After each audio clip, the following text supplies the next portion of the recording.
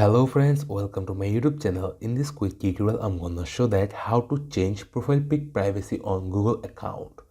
For these settings, you have to open Google on your device. After opening Google on your device, you can see here an icon. Click here and you have to click manage your Google account. After clicking manage your Google account, you can see here personal info. Click to personal info and click profile picture. Then here you can see visible to anyone. Click here. Choose who can see your profile picture. If you select anyone can see this info if they have your contact info or view content that you create in Google service.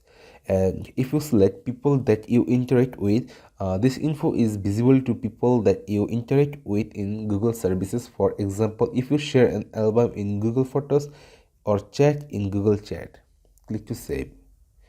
After clicking save, the privacy will be changed. Friends, that was the video topic.